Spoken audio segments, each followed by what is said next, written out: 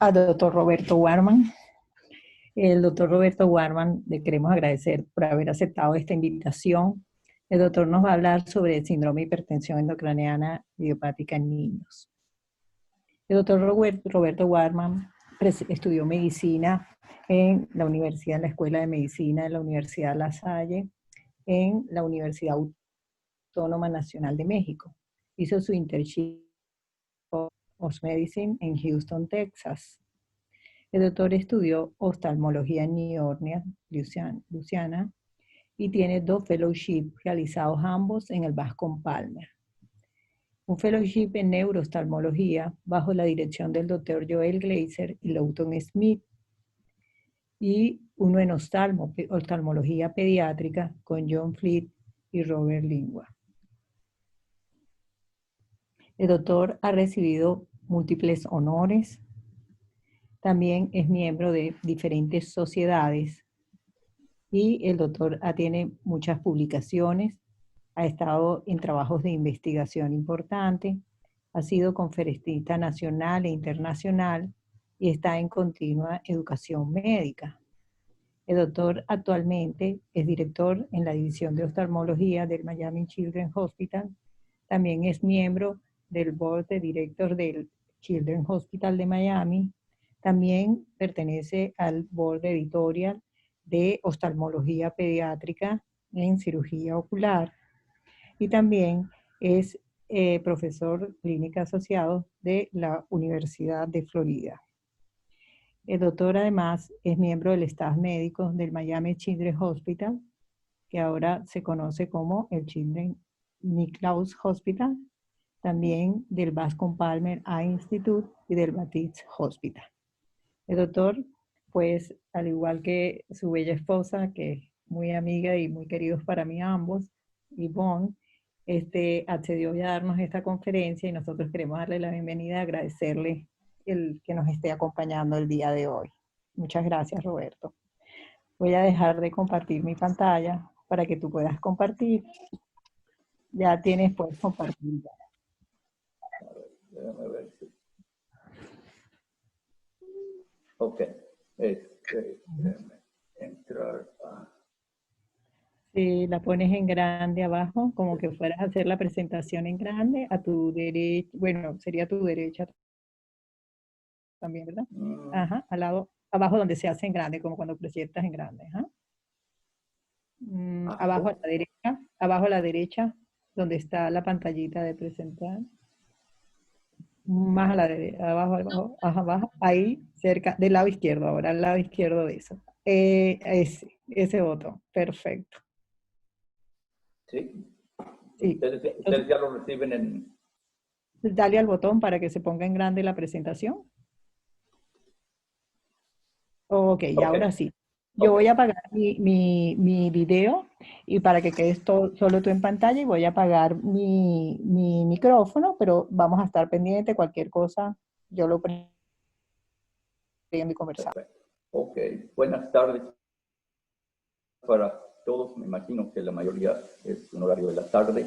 Lo que yo quiero hacer el día de hoy es invertir unos minutos, un rato, describiendo el concepto de pseudotumor cerebral pediátrico, pero como la plática está dirigida a una gama de personas de todos niveles, desde residentes a gente que me puede enseñar a mí, me gustaría darle el máximo de tiempo posible a preguntas, porque a final de cuentas, lo difícil de pseudotumor cerebral pediátrico no es tanto el diagnóstico, sino el manejo. Manejo sobre todo en los casos de niños muy pequeños. Entonces voy a hacer un resumen pequeño de la enfermedad. En primer lugar, hipertensión endocraniana idiopática, benigna y pseudotumor cerebral son realmente conceptos sinónimos. Unos prefieren uno y otro del otro. A mí no me gusta hablar de enfermedad benigna porque puede ser devastante a la visión. El concepto de pseudotumor se ha mantenido a través del tiempo porque al principio era para separarlo de verdaderos tumores y es difícil quitarlo de la nomenclatura, entonces lo hemos dejado. Lo importante es que estamos hablando de una enfermedad que tiene signos y síntomas de hipertensión endocraniana, pero con ausencia de tumoración y ausencia de hidrocefalia. Y el típico es realmente idiopático. Lo que pasa es que los casos secundarios se entremezclan mucho con los idiopáticos y otra vez es más nomenclatura que la práctica diaria de manejar los pacientes. Cuando se hizo el criterio original de Dandy y luego se modificó, y esto es basado para el paciente con hipertensión endocraniana idiopática de adulto, los puntos principales son que tiene que haber aumento de la presión endocraniana, pero tiene que en general ver ausencia de signos neurológicos localizados. La única excepción en el adulto clásica es la parálisis del sexto nervio craneal,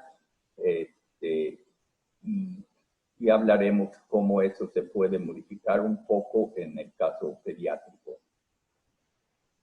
Los pacientes están orientados, estado de alerta y no hay deformación, desplazamiento, obstrucción del sistema ventricular para separarlo de las enfermedades congénitas que dan hidrocefalia. Y claro, es una enfermedad de exclusión, no hay ninguna otra causa de aumento de presión endocraniana. Este es nomás un esquema del nervio óptico y del problema que está dentro de la vaina del nervio óptico, y la presión viene por la vaina y se va el papiloma. Bueno, en adultos, la enfermedad es típicamente de mujeres obesas en edad reproductiva, así fue definida, así fue clasificada originalmente, obviamente no es exclusiva, también sucede en los varones, pero ese es el paciente típico. En el adulto, es una enfermedad crónica con frecuentes recurrencias. Por eso es que se pierde la función visual en estos pacientes.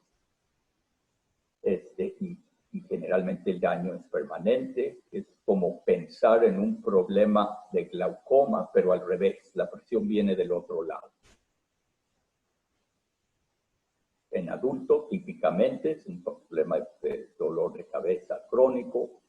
Los episodios de pérdida súbita visual son producidos por el exceso de presión en la vaina alrededor del nervio óptico. Entonces, cuando el paciente está acostado y de repente se levanta, la contracción del líquido presiona en el nervio y se va la vista.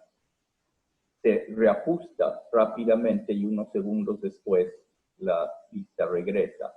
Y esto lo notan con mucha más facilidad los adultos que los niños a la hora de describir.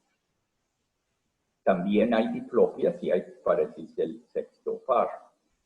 Y hay papiledema, y claro, ahí está la parálisis del sexto par. Entonces, esa es la presentación típica en adultos. Como mencionaba originalmente, el caso real idiopático no debe estar asociado a ningún otro problema, pero hay muchos casos que son secundarios y en realidad se presentan y se manejan en forma similar, y yo los clasifico en asociado a enfermedad neurológica, enfermedad sistémica, factores exógenos y a veces atípicos, siempre hay cosas atípicas. Entonces, el más importante, probablemente tanto en adultos como en el pediátrico, pero sin lugar a dudas en el pediátrico, es asegurarse que no hay una trombosis del seno venoso asociado, porque el manejo es diferente. No es un caso típico de pseudotumor idiopático, pero se presenta de la misma forma. Y el clásico original con el que comenzó todo este tipo de problema era secundario, era el síndrome de Gradenigo, por una otitis severa no tratada con infección, falta de antibiótico, es infección bacteriana y daba trombosis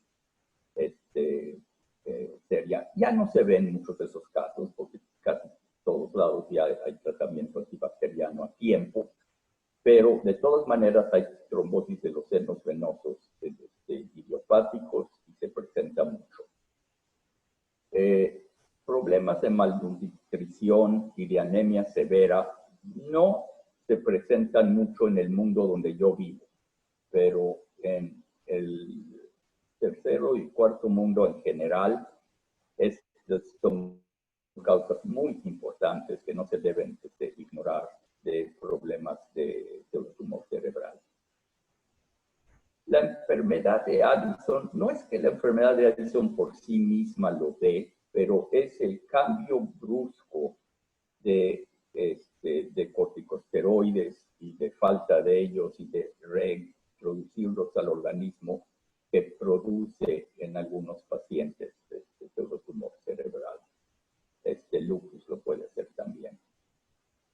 En agentes exógenos, bueno, ya se mencionaron los corticosteroides, pero por mucho el más importante todavía en el adolescente, sobre todo, son las tetraciclinas usadas para el acné, que pueden dar presión intracraneal aumentada, y esto siempre se debe preguntar en los pacientes. Vitamina A. Desde que yo era fellow, siempre me decía el doctor Gleiser que le pregunta a los pacientes si toman hígado de oso polar, porque los osos polares, su hígado tiene mucha vitamina A, pero obviamente no va a haber muchos pacientes con esa dieta, pero sí hay muchos pacientes que abusan sus multivitaminas o que se les da en forma excesiva, y el exceso de vitamina A definitivamente está demostrado que produce este problema. El Accutane para tratar el acné con el componente retinoico también se ha visto que puede ser un causa importante de hipertensión intracraneana benigna. Ya no se usa casi el ácido nasorílico para infecciones urinarias, pero era clásico en adultos, de hecho, y el lithium también. Y hay otros, siempre aparecen. De hormona de crecimiento. En los casos pediátricos tenemos bastantes pacientes que en forma idiopática la hormona de crecimiento les da pseudotumor cerebral. Entonces, siempre que hay un paciente que toma hormona de crecimiento y empiezan con dolores de cabeza, se les tiene que hacer una evaluación para buscarles papiledema. Bueno, lo más importante de esta plática es que los niños no son adultos chiquitos y que los tenemos que manejar separados. No es nuevo que sabemos que la presentación de problemas en el pseudotumor cerebral pediátrico es diferente. Yo presenté en el Panamericano en asociación con la Academia de Oftalmología en Nueva Orleans en el 2000, era el 2001, en noviembre del 2001. Yo ya presenté nuestro primer estudio retrospectivo en el Miami Children's Hospital, que los voy a brevemente mencionar, que fue uno de los primeros que empezó a separar que la presentación en el paciente pediátrico no era igual que el del adulto. Y después hubieron múltiples estudios que han consistentemente confirmado las conclusiones que se van a ver aquí. En ese entonces habíamos juntado casos en niños desde 22 meses hasta 18 años. Uno de los primeros puntos es que no había preferencia en las mujeres. Era similar sexo masculino y femenino. Los síntomas principales sí eran la cefalea y la diplopia, pero irritabilidad es un factor muy importante en los niños. Mucha sospecha con niños, porque como no se quejan, pacientes que tienen mucha irritabilidad y vómito, siempre hay que pensar que puede haber aumento de presión intracraneal. Sí es cierto que había paresia del sexto par como el más frecuente anormalidad neurológica. Es unilateral más seguido que bilateral, pero ocasionalmente encontramos otros, incluyendo hubo un paciente con el cuarto par craneal, con una parálisis del oblicuo superior, y se presentan con parálisis facial algunos de los niños. Y esto no va en contra del criterio de Dandy.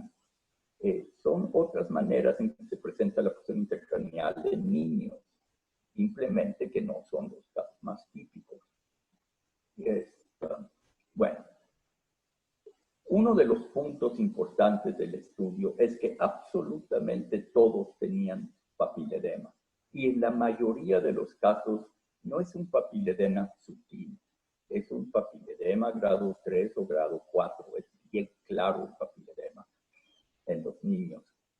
En los adultos hay de todos variantes, pero en los niños, sin lugar a dudas, si no hay papiledema, es muy probable que no sea pseudotumor cerebral. No hay nada patognomónico en medicina ya, en mi opinión, pero sí es algo que hay que considerar.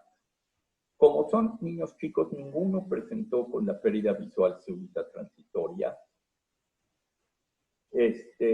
Los casos que tuvimos en esa presentación eran todos idiopáticos.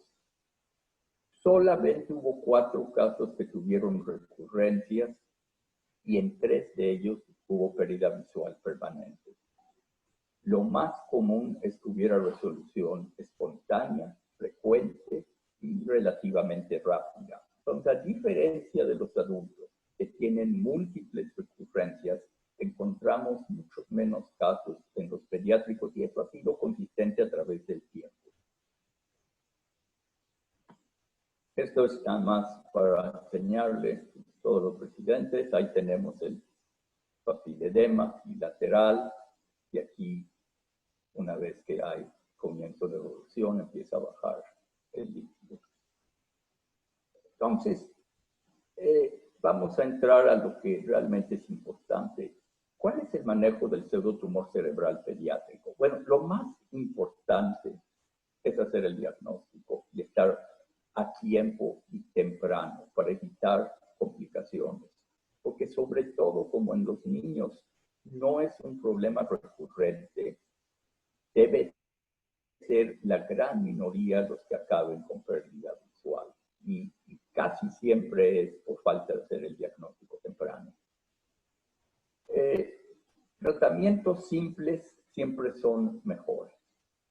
Desde la misma observación, es posible que no todos tengan que ser tratados, que simplemente se observen y vemos su evolución, pero siempre tienen que estar vigilados por un neurooftalmólogo o un oftalmólogo pediatra con interés en el área, porque no siempre hay oftalmólogos pediatras neurooftalmólogos.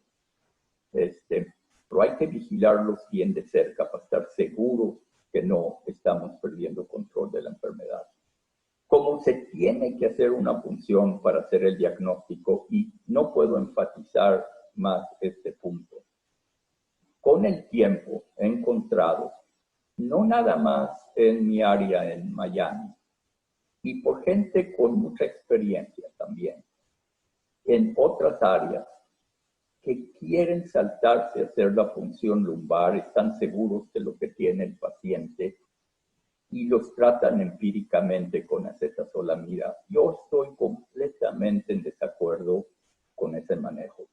Lo voy a repetir. Yo no creo que se puede hacer un manejo de un paciente con pseudotumor cerebral sin documentar en la función lumbar número 1 que la presión está por lo menos algo elevada, y vamos a hablar más de eso en un momento.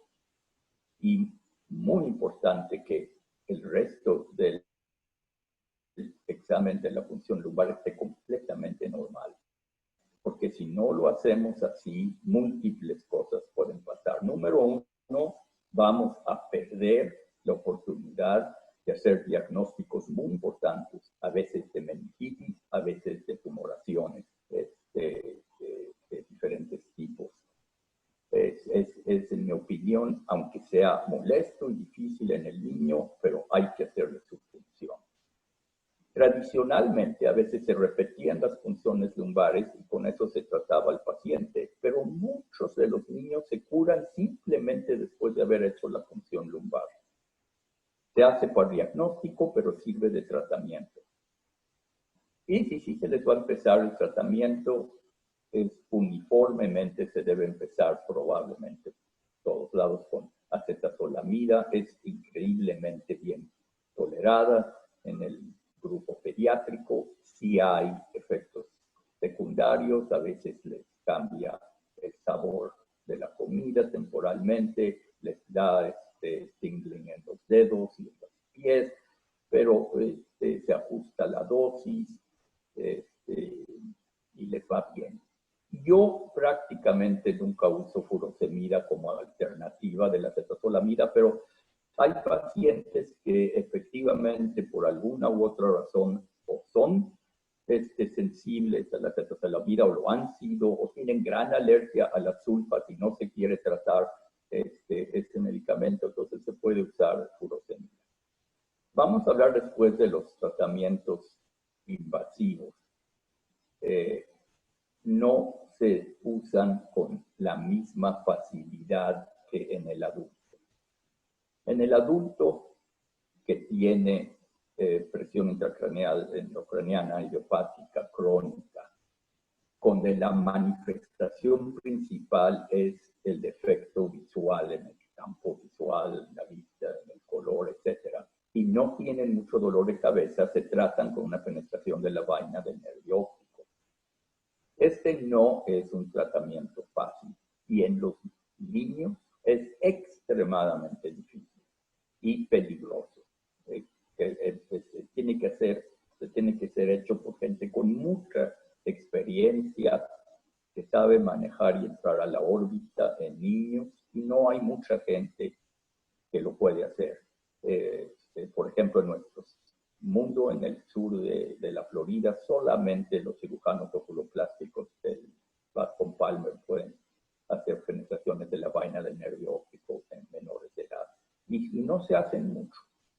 En los pediátricos, cuando de verdad se tiene que intervenir, mucho más común que el neurocirujano haga el drenaje ventriculoperitoneal. Primero que nada, porque la mayoría de estos pacientes, su problema principal es el dolor de cabeza con un problema secundario visual. Y si tienen mucho dolor de cabeza, no va a resolverse puramente con la penetración del nervio óptico. Y segundo, por lo difícil que es esta intervención.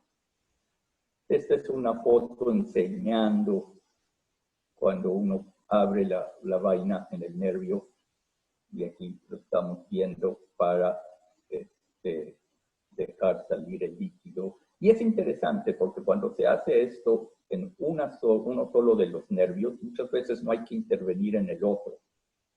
Es suficiente hacerlo de un lado y se mejora el otro lado con el tiempo. Entonces, ¿cuáles son las indicaciones de la intervención quirúrgica? Pues la más importante es que la neuropatía óptica sea progresiva. Y aquí es en donde la siguiente transparencia 2 vamos a discutir, porque esto es lo que es lo más difícil de evaluar en el paciente pediátrico. En general va relacionado al edema persistente progresivo y a la cronicidad. Entonces, ¿cuáles son los grandes retos en el mundo pediátrico? Bueno, en primer lugar, lo que aprendimos con ese y múltiples estudios es que si el paciente es antes de la pubertad, se maneja muy diferente su presentación. Una vez pasada la pubertad, prácticamente son iguales que los adultos.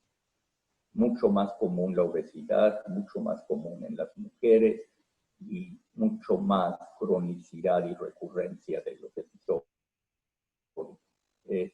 En los niños de 11, 10, 8 años y a veces hasta más pequeños, no es lo mismo. Lo difícil es que en estos niños pequeños es muy importante tratar de obtener, como en cualquier otro paciente. El doctor Musi les va a decir siempre que la historia médica y el examen físico básico resuelve todo. Y es cierto, así se hacía la medicina tradicionalmente y hemos perdido mucho esto, pero en los niños esto es trascendental. Hay que tener esa sospecha. Muchos niños se quejan de tinnitus y tienen ruidos en el oído y eso sí nos lo mencionan y ese es un factor importante de pensar más en serio que el problema es hipertensión endocraniana. El problema es que todos los niños generalmente van a necesitar anestesia general, tanto para la resonancia magnética como para la punción lumbar. Y no nos gusta empujar a los niños a hacerles ese tipo de intervención. Hay que tener una buena sospecha para que valga la pena proceder en esta dirección para hacer la evaluación completa. Y el otro gran problema en el mundo pediátrico es cuál es el valor normal de la apertura en la función lumbar de la presión, de considerarlo normal o anormal. Y no estoy aquí yo hoy para darles el resultado, ojalá supiera el número correcto. Se han hecho múltiples estudios, múltiples variables, y la razón es la siguiente. La posición en que colocamos al niño cuando se le hace la función lumbar va a determinar hasta cierto punto importante el número. Y como tienen que hacerse bajo anestesia general, no siempre los podemos poner en la posición ideal. Posiblemente el número es entre 200 y 280 milímetros de agua o 20 a 28 milímetros de mercurio. Pero ese es un rango grande. Ese es un rango grande y también depende un poco en la edad del paciente. Mientras más chicos son los niños, quisiéramos que ese número sea más bajo. Y muchas veces no podemos determinar claramente nada más basado en cuánto sale la presión alta. Por eso es que tenemos que regresar a nuestra historia médica y al examen físico. Qué tan enfermo, irritable se ve el paciente, si tiene una pequeña esotropía, aunque sea de 5 dioptrías, que empieza a cerrar un ojo porque está viendo doble y el niño no te dice que tiene diplopia. Estos son mucho más importantes que ver completamente una parálisis del sexto par, que no siempre se presenta, y mucho menos en los niños. Y aunque no debe ser difícil hacer el diagnóstico de papiledema, no todos los niños se dejan examinar bien y cuando son muy pequeños para ver ese nervio óptico. Y muchas veces se tienen que estar vigilando. Hay muchísimos pacientes que me mandan para diagnosticar si tiene o no tiene papiledema y hay veces que nomás no estoy seguro. No estoy seguro y puede ser pseudopapiledema, pero si el paciente no tiene otras quejas, no tiene nada de esotropía o de diplopia, el dolor de cabeza es variable porque todo el mundo se queja de dolor de cabeza, pero no está interfiriendo el dolor de cabeza en forma importante con las actividades, no lo está despertando en la noche. Y el nervio no es que esté verdaderamente muy elevado y uno no está seguro. Si la función visual dentro de lo mejor que uno puede hacérsela a un niño pequeño está bien, a lo mejor podemos ganar una semana antes de ponerlo y someterlo a anestesia general. El otro problema es este. Si ya tiene más de 10, 12 años de edad, son cooperadores, le hace uno un campo visual objetivo y nos ayuda. Pero en los niños pequeños, muchas veces no hay manera de hacerles un campo visual. Para eso ahora tenemos el OCT y afortunadamente el OCT también nos ayuda mucho, pero no todos los niños cooperan al OCT y muy poca gente tiene acceso a un OCT portable que podamos hacer con el paciente en otra posición. Y inclusive en los casos que lo hacemos, no siempre es completamente claro si es papiledema o pseudopapiledema. Entonces, el reto pediátrico del diagnóstico es grande. Y yo sí recomiendo que si da la impresión que la función visual sigue siendo buena y que no es muy obvio el papiledema, hagan regresar el paciente unas semanas después, nomás asegúrense que regresa. ¿Por qué? Porque lo que más fácil se puede, y eso sí, después de los 3 años de edad, yo por lo menos logro poner a casi todos en la cámara de fondo de ojo. Puedo tomar la foto y comparar con una foto nueva 4 semanas después. Y si no pasó nada, probablemente es puro pseudopapiledema y podemos seguir observando. Y lo vuelvo a hacer venir otro mes después. A veces no queda más remedio que comenzarlos, hacerles la resonancia magnética, ponerlos a dormir, pero luego sale que la presión es exactamente 200. Entonces, ni sí, ni no, ni sabe uno qué hacer. Pero nos garantiza el médico que lo refirió, que conocía a este paciente y que los nervios no se veían así antes. O sea, tengo muchos de esos casos. Entonces, a veces los empezamos en la acetazolamida y vemos qué pasa. Y cuando se siguen viendo bien y nada ha cambiado, suspende uno la acetazolamida. Y si sigue el nervio estando idéntico después de por 6 meses, 8 meses de vigilarlo estudiar, determinamos realmente esto era pseudopapiledema y no papiledema de verdad. La mayoría de los pacientes con verdadero pseudotumor no tengo que preocuparme de este problema. El papiledema es muy obvio, pero hay excepciones. Por eso es que este es un gran reto en los pediátricos. Y luego viene el reto del tratamiento. Ninguno de estos tratamientos son benignos. Una vez que se le hace un shunt a un niño, de por vida va a tener que estar siendo vigilado. Y el shunt se va a bloquear eventualmente y van a haber síntomas nuevos de dolor de cabeza y uno no sabe si el shunt sirve o no sirve y hay que regresar, hacer todas las pruebas y ir al quirófano. Y hay muchos niños que yo creo que nunca debieron haber recibido su primer shunt y que cuando los tenemos ya los tenemos que manejar de forma. Y yo sí creo que este brinco entre manejo conservador y manejo quirúrgico debe tener mucho cuidado. Es de las cosas más difíciles para hacer. Y ya mencionamos que puede hacer una penetración en niños pequeños es difícil y riesgoso. Puede uno crear más daño que el bien que está haciendo. Okay. ¿Y cómo determina uno el progreso si no puede hacer un campo visual? La agudeza visual, generalmente para cuando ya está afectada, ya el daño ya es muy importante. No sirve mucho el OCT, pero no es perfecto. Eso es el gran reto que tenemos en los niños. Entonces, en resumen, no hay preferencia de sexo antes de la pubertad. La obesidad no es un factor importante en casos pediátricos.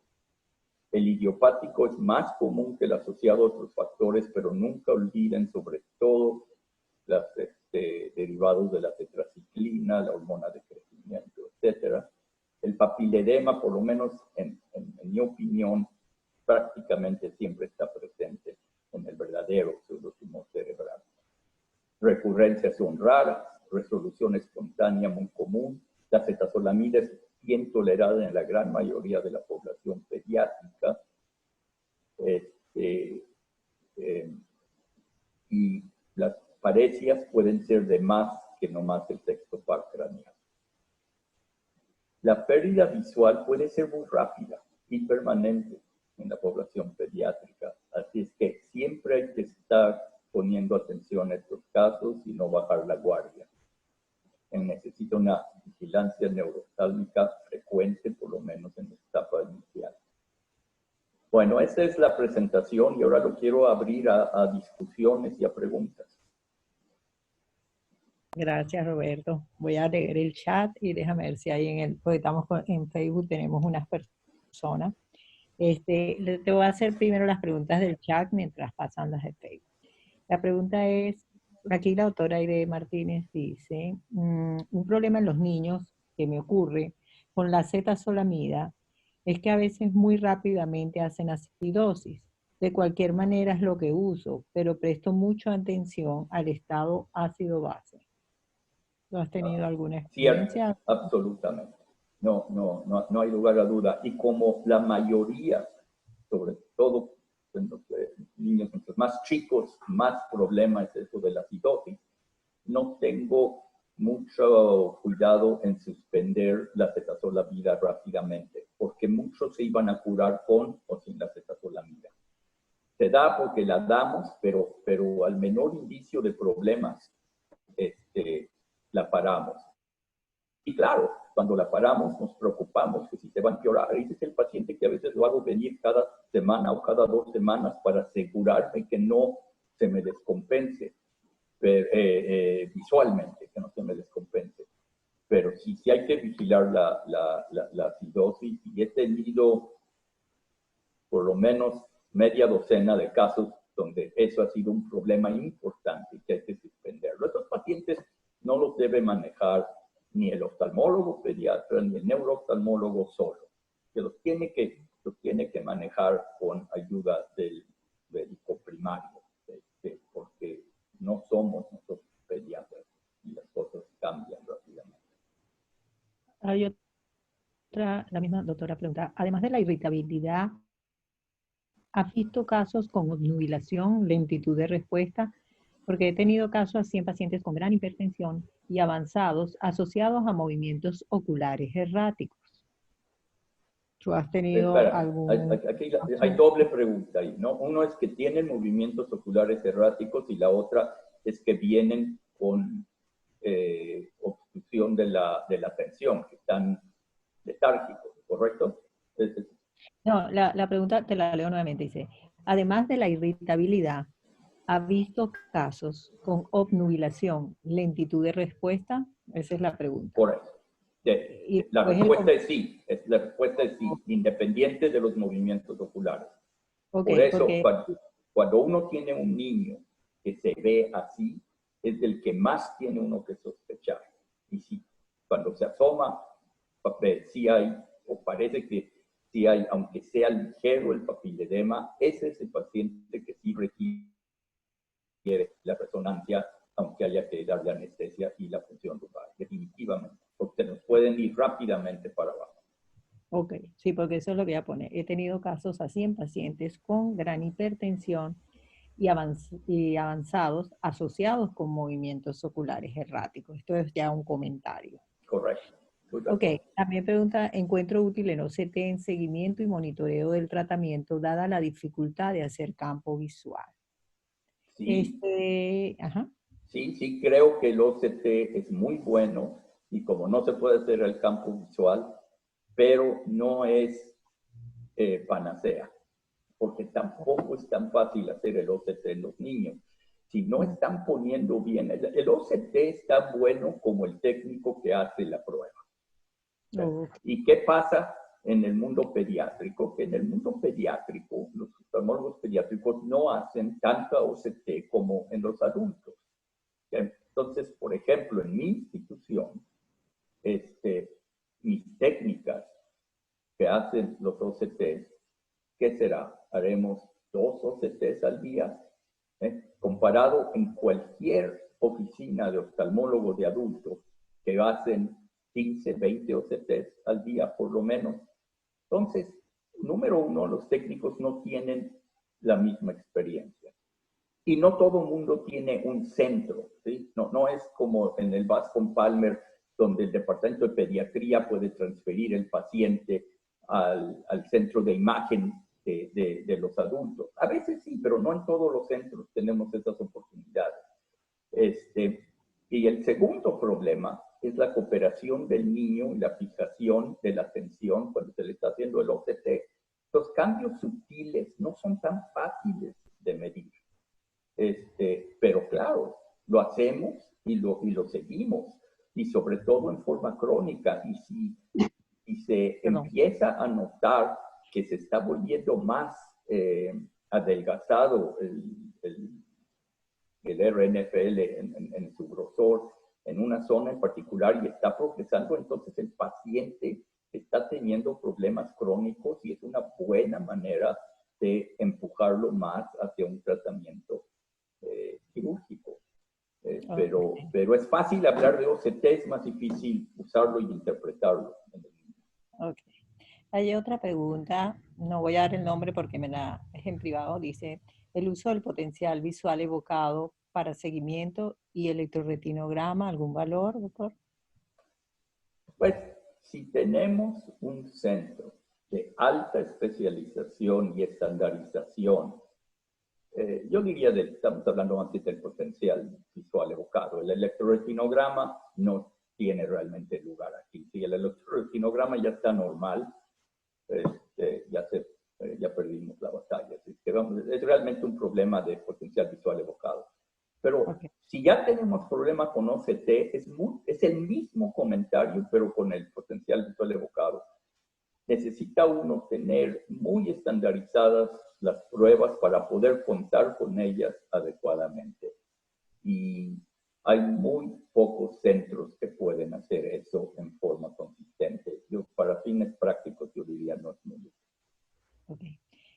Una pregunta de una de mis residentes, Francis. Iba yo a hacer también algo de las preguntas que le hace. Muchas gracias, doctor, por su presentación. En su práctica clínica, ¿qué valor de presión intracraneal considera usted anormal? En un niño, por supuesto, hablando de niños. Luego tengo otras preguntas. Voy a regresar. Soy ignorante en contestar esa pregunta. Era más determinante cuando era más joven, pero mientras más pelo blanco tengo, menos me atrevo a ser definitivo en respuestas, sobre todo en esta. Tengo que considerar la presión en conjunto a todo el resto del paciente y lo que está presentando. No hago una determinación específica basado en eso. Yo diría que la gran mayoría de los niños menores de 10 años no deben de tener un número mayor de 25 o 250, que es lo que está uno viendo. Pero lo tengo que considerar en contexto del resto del paciente, no de un punto allá. Ahorita Current Opinion Ophthalmology propone 280 para mí. No sé, correcto, correcto. Yo mencioné 280 en la parte anterior de la plática. Sí, por eso, pero ahorita ellos consideraban, pues decía que han tenido casos de niños con neuritis óptica bilateral que en general la presión pareciera ser un poco más alta de lo normal, entonces para evitar como esa confusión, ¿no? Sobre todo. Estoy de acuerdo, pero si el paciente tiene diplopia y está irritable y tiene tinnitus y salió 25 y no 28, no voy a ignorar el 25 o el 23. Ese es el punto que quiero hacer. Pero hasta 280 puede ser normal, correcto. Como tú bien dijiste, la clínica siempre va a prevalecer. ¿Y qué cantidad de líquido cefalorraquídeo recomienda drenar en la punción lumbar? Es una pregunta.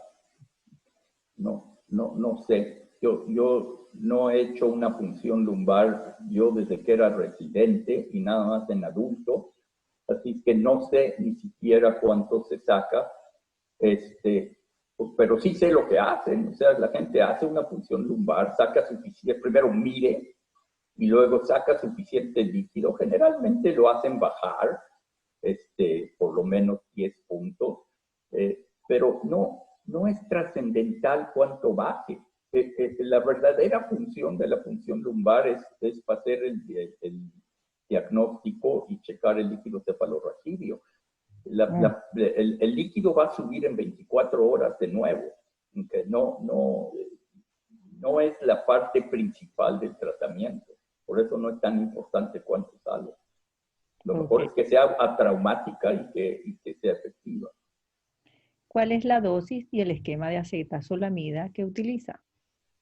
Ok, generalmente son, bueno, depende. Claro que depende del peso del paciente.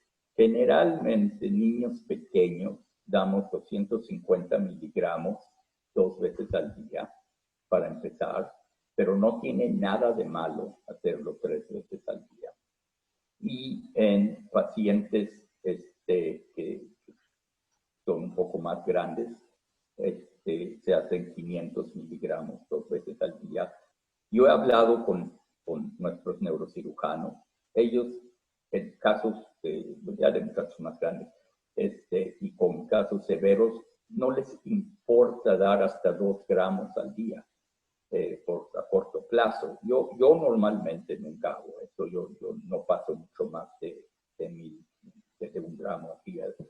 Pero no es tan trascendental, pero generalmente yo lo divido o 250 2 veces al día o 500 2 veces al día, y a veces lo varío. No lo hago exacto, tantos miligramos por kilo de peso, no creo que sea trascendental. Ok. La doctora Nahuel le dice, muchas gracias, me recordó todo lo que hago en mi práctica. Trabajo en conjunto con la neurólogo pediatra, por supuesto, y monitoreo importante también a los padres, quienes nos dirían cómo van notando al niño. Otro comentario, otra pregunta, ahora sí viene una pregunta del doctor Pedro Cárdenas. ¿Qué tanto valor le da al pulso venoso espontáneo para tomar alguna decisión en el diagnóstico y el manejo o el seguimiento? Muy buena ¿Es como en pregunta. los adultos? Sí, muy buena pregunta. Yo uso eso muchísimo en mi entrenamiento a los residentes. Tanto a los residentes de pediatría como a los residentes de oftalmología. Los residentes de oftalmología han sido entrenados en que no debe uno usar el oftalmoscopio directo, y los que venimos de la vieja guardia, que todavía queremos muchísimo nuestro oftalmoscopio directo, creemos que es fantástico porque nos da más magnificación. Es muy difícil a niños pequeños sentarlos y hacer el lente de 90 para ver bien el nervio en la lámpara de hendidura. Algunos cooperan, pero con muchos niños chicos no es fácil. Yo sí creo que el oftalmoscopio directo, quedándosele viendo con calma y buscando esa pulsación venosa, es muy útil, porque en la gran mayoría de los pacientes que sí se ve la pulsación, no van a tener papiledema. Ahora, otra vez voy a repetir lo que acabo de decir. En la gran mayoría no es una situación patognomónica. Primer punto, 80% de la gente tiene, pero 20% no. Si hay ausencia de la pulsación venosa, no quiere decir que hay necesariamente un problema. Pero si hay presencia, es muy poco probable que la presión esté alta. Ahora, diciendo eso, he tenido por lo menos 2 pacientes que en el mismo día que yo los examiné y que vi que había pulsación venosa, que hasta logré enseñársela a un residente, pero el departamento de neurología en el piso insistió en hacer la punción lumbar, y que la presión salía en números obviamente altos, no borderline, pero 35. Y es difícil de explicar cómo sucedió eso. Es posible que haya variaciones tan grandes en la presión intraocular, en glaucoma. Sabemos que existen variaciones de diferentes horas del día muy dramáticas ocasionalmente en pacientes. Es posible que eso es lo que esté pasando y que a veces estamos viendo cambios a diferentes momentos y un par de horas después la situación es diferente. Pero esas son excepciones. Yo sí creo que en la gran mayoría de los pacientes, si podemos ver la pulsación venosa, podemos estar tranquilos. Pero otra vez, hay que ver el contexto entero del paciente y si no está uno seguro, tener que volver a verlo de nuevo después. Ok.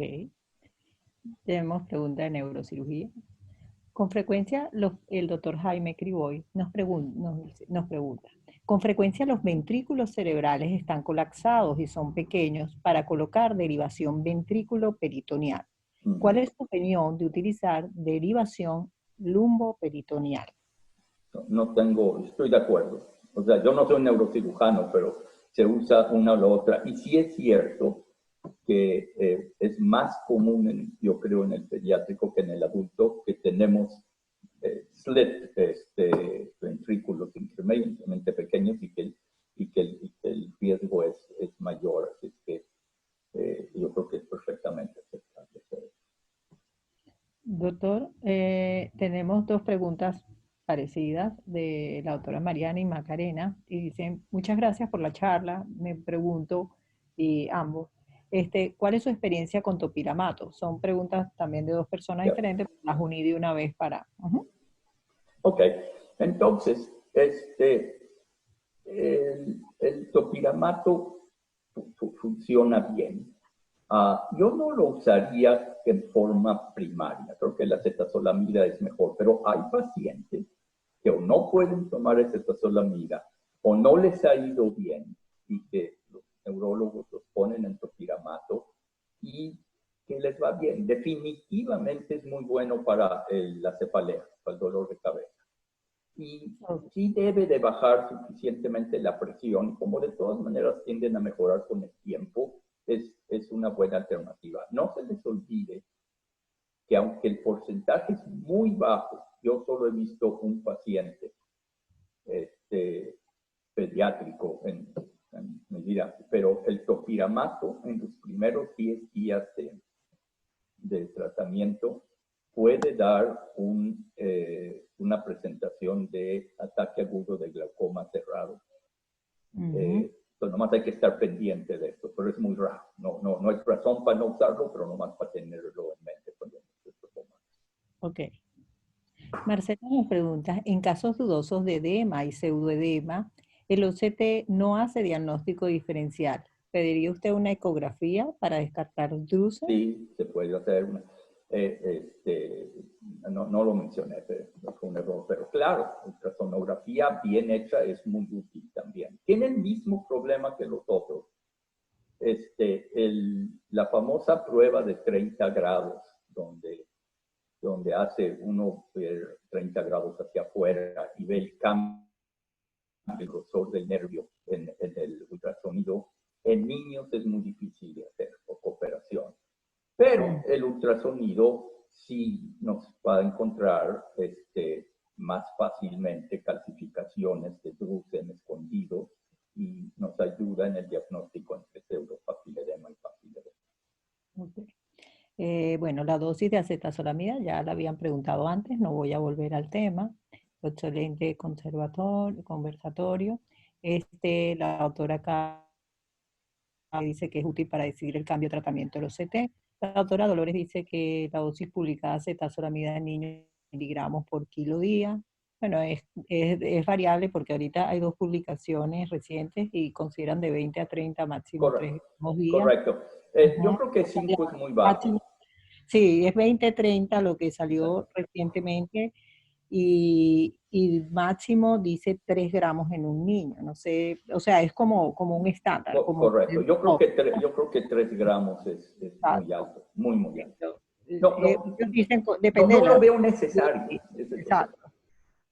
Como tú decías, depende, tú lo adaptas a la edad del paciente, pero es como decir, ese es el tope, ¿no?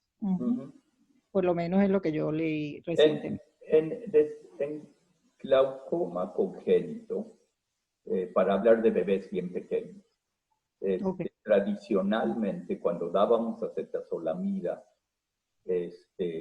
en forma temporizante mientras se puede hacer cirugía y para bajar el edema corneal, es tradicional, por muchos años se daba 10 miligramos por kilo.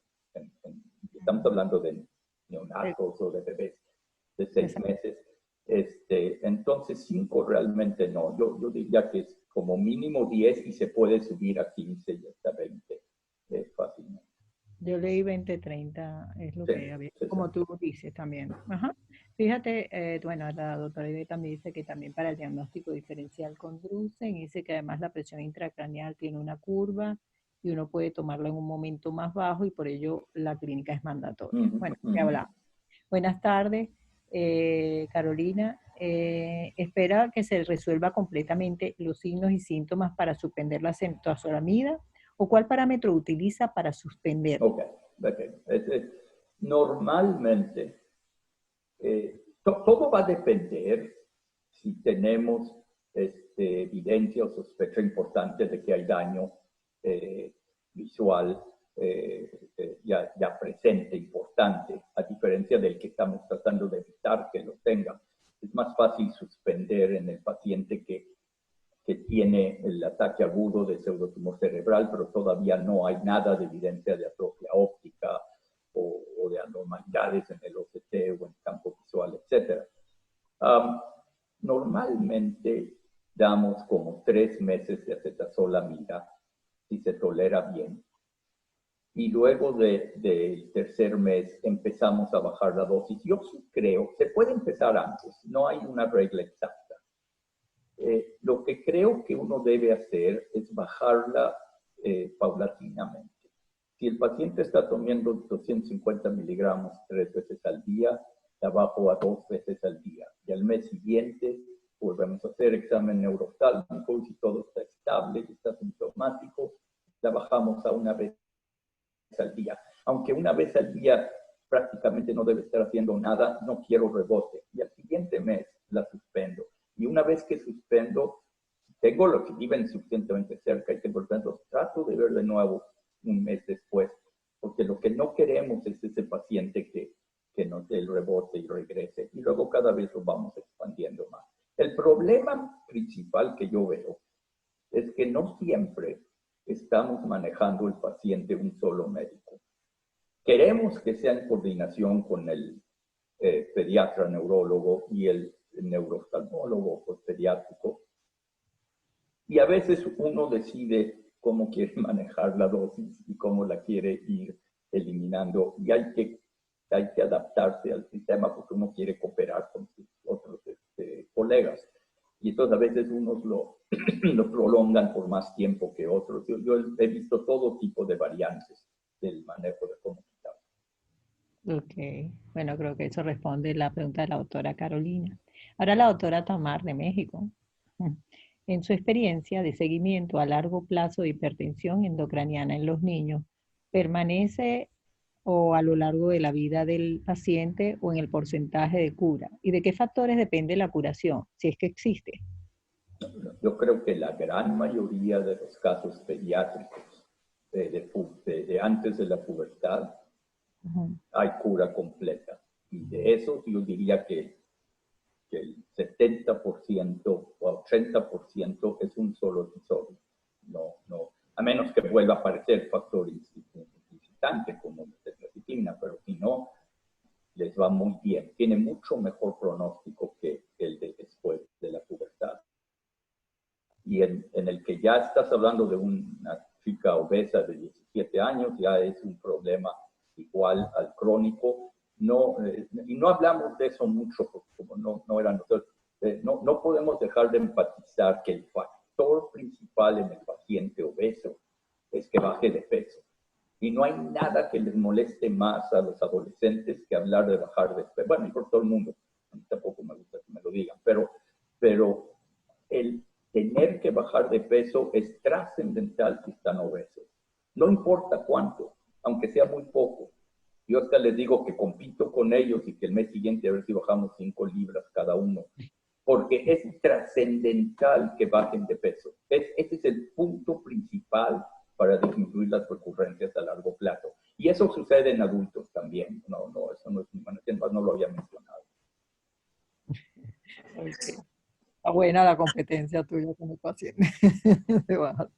Eh, bueno, yo no sé si hay más preguntas o comentarios, no veo por los momentos, pero en el Facebook tienes muchas, los agradecimientos y las bendiciones por tus presentaciones, todo. Bueno, si no hay más preguntas o algún comentario que quieran hacer directo al doctor, si no, pues excelente, muchísimas gracias, doctor. Ok, qué bueno, espero que les Comentarios, haya servido. felicitaciones en el Facebook. Ya déjame chequear antes de cerrar. Yo creo que ya no nos queda nada. Y Perfecto. todos cuídense con el COVID. Maravilloso. Te estoy leyendo todos los mensajes. Excelente, muchas gracias. Gracias por compartir su experiencia. Yo creo que mejor te las hago llevar porque son muchas. Gracias, gracias. Gracias, mañana los espero para que veamos neuritis óptica. El doctor también te ha invitado si quieres escuchar un Sí, poco. sí, Yo les sí, mando el mándame el link link. Ok, con mucho gusto. bueno. Y los veo mañana. Ana, gracias a todos. Y Gracias, saludos doctor. a todos y a Gracias. Monsignor en particular. Bye. Chao.